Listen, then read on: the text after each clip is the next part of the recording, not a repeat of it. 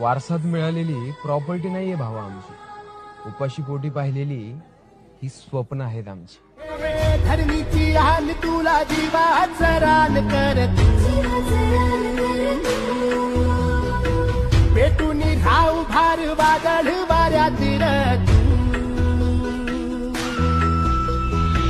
पडू दे ठिणगी लागू दे बनवा आई चरून फेड तू